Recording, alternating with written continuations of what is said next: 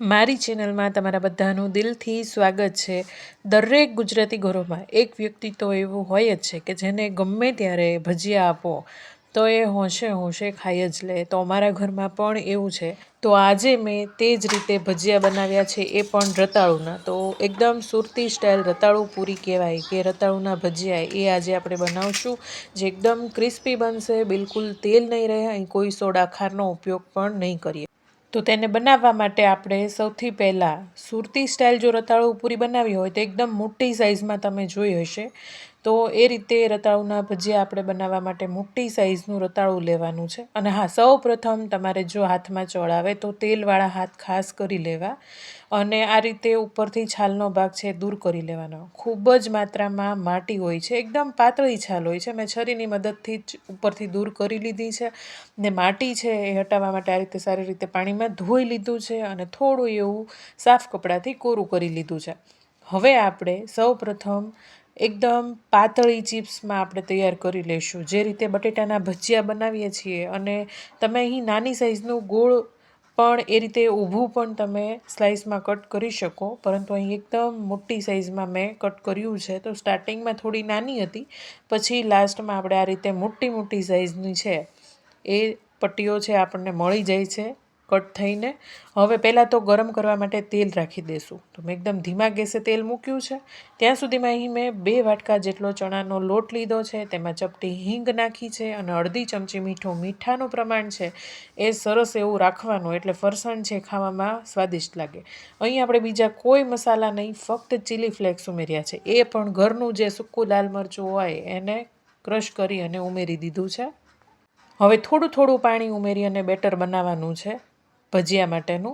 તો અહીં તમારે જોવું, તે બહારના જે ભજીયા હોય છે ને એમાં ક્યારેય હળદર ઉમેરેલી નથી હોતી. ઘણા લોકો અહીં હળદર, ધાણા, જીરું, મરચું બધું ઉમેરતા હોય છે, પરંતુ કાંઈ ઉમેરવાની જરૂર નહીં પડે, કારણ કે આપણે ઉપરથી છાંટવાનો જે મસાલો બનાવીએ છીએ એનાથી સ્વાદ છે એ ડબલ થઈ જતો હોય છે. અને આ રીતે ચમચીમાં જો તમે નિતારો ને તોય લેયર બનેલું રહે છે આગળ પાછળ. તો આ એનું પરફેક્ટ માપ છે. આ રીતે બહુ પાતળું પણ નહીં, બહુ જાડું પણ નહીં, અને ખૂબ ફેટવાનું. જેટલું ફેટશો ને એટલા એકદમ ક્રિસ્પી અને અંદરથી સોફ્ટ એવા બનશે. બધા જ ભજીયા છે તમારે પરફેક્ટ ફૂલશે. તો આ બેટર છે એનાથી તમે બટેટાના ભજીયા પણ બનાવી શકો અને દૂધીના ભજીયા પણ બનાવી શકો. તો બધા જ ભજીયા બેટરથી એકદમ સરસ બનશે. હવે તેની ઉપર છાંટવાનો જે મસાલો છે એ ખારણી દસ્તામાં આપણે અધકચરો વાટશું. તો તેની માટે અહીં આ રીતે અડધી ચમચી ધાણા, 1 ચમચી જેટલા તીખા, 5 ચમચી જેટલું જીરું અને 5 ચમચી જેટલા અજમા. તો આ રીતે એકદમ સરસ મસાલો છે અધકચરો ખાંડી લેવાનો. જરા પણ આખા તીખા રહે એ રીતે નહીં, પરંતુ એકદમ સરસ અધકચરા રહે એવી રીતે આપણે બધો મસાલો વાટી લીધો છે. હવે આપણે બધી જ સામગ્રી તૈયાર છે, બેટર પણ તૈયાર છે. તેલ ગરમ થઈ ગયું છે. હવે ગરમ ગરમ તેલ 2-3 ચમચી લઈ અને આ બેટર છે એમાં ઉમેરી દેવાનું. હવે આ ભજીયાનું જે બેટર છે ને એમાં તેલ ઉમેરવાથી તમારે ભજીયા છે એકદમ લેયર છે ક્રિસ્પી થશે, તેલ બિલકુલ નહીં પીવે, અને એકદમ સરસ એવા બજારમાંથી લાવ્યા હોય ને એવા જ ભજીયા બનશે. હું તો કહું એના કરતાં પણ સારા બનશે. અને ખૂબ સરસ બીજી વાર ફેટી લેવાનું, એટલે હવાના કણ અંદર ભરાય અને તમારા ભજીયા છે એકદમ સરસ ફૂલેલા બને. હવે પહેલાં શરૂઆતમાં મેં છે સ્ટાર્ટિંગમાં આ રીતે નાની સાઇઝની પટ્ટીઓ લઈ અને ચેક કર્યું. મેં પણ તેલ સરસ ગરમ થઈ ગયેલું હોવું જોઈએ, અને પછી મીડિયમ ગેસ કરી લેવાનો અને ઉપરથી આ રીતે મસાલો છે એ છાંટતો જવાનો, અને પછી ભજીયા છે એ તેલની અંદર મૂકી દેવાના. એકદમ સરસ એવા આપણા ફૂલી અને તૈયાર થઈ જશે. હવે મેં અહીં અધકચરા એકવાર કાઢી લીધા છે. તમે આ રીતે ભજીયા બનાવશો ને તો બધા જ ભજીયા એકદમ ક્રિસ્પી બનશે, સરસ એવા ફૂલશે, અને તમારું કામ છે ને એકદમ આસાન થઈ જશે. એકવાર આ રીતે અધકચરા તમારે કાઢી લેવાના. તમે બહાર જ્યારે નાસ્તો કરવા માટે જતા હોય ત્યારે તમે જોયું હશે ભજીયા ગોટાની લારીએ કે એકવાર અધકચરા કાઢેલા પડ્યા હોય છે.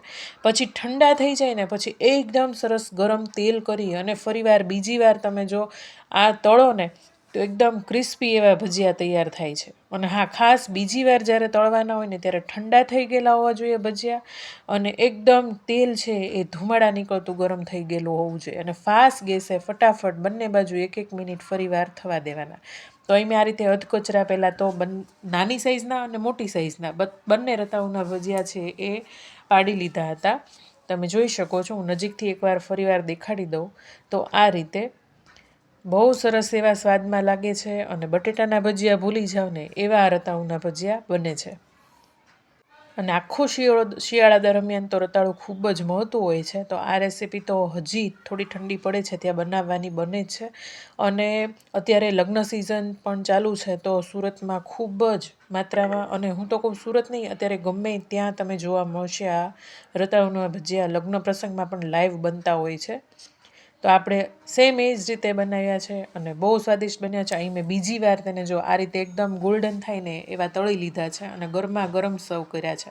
અહીં મેં પહેલાં છરીથી કટ લગાવ્યો. મને એમ થયું કે છરીથી સરસ કટ કરું, પરંતુ એકદમ ગરમ ભજીયું હતું અને છરી લગાવી તો તમને હું અવાજ પણ દેખાડીશ. જુઓ, તો આ રીતે એકદમ ક્રિસ્પી ભજીયા બની અને તૈયાર થયા હતા. જોઈને જ ખાવાનું મન થઈ જાય અને બનાવ્યા વિના રહી જ ન શકો એવા આપણા ભજીયા બન્યા છે. તમને આ ભજીયાની રેસીપી કેવી લાગી એ ચોક્કસથી કોમેન્ટમાં જણાવજો. મારો વિડીયો પસંદ આવ્યો હોય તો લાઈક જરૂરથી કરી દેજો. આવી અવનવી રેસીપીઝ જોવા માટે મારી ચેનલને જો હજુ સુધી સબસ્ક્રાઈબ ન કરી હોય તો સબસ્ક્રાઈબ કરી લેજો. મળીએ નવા વિડીયો સાથે. ત્યાં સુધી બધાને આવજો. જય શ્રી કૃષ્ણ, જય માતાજી.